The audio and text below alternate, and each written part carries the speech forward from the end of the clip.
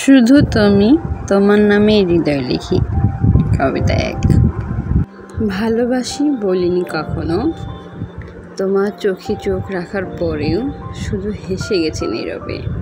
যখন তুমি চেয়েছিলে গভীর কিছু বলবে বলে, তোমার ছোঁয়া চাইনি প্রকাশ্যে, কিন্তু প্রতিটি হাওয়ায় খুঁজেছি তোমায়। তুমি পাশ কাটিয়ে গেলে যখন, হৃদয়টা চুপচাপ ভেঙে গিয়েছিল নির্ভরতায়।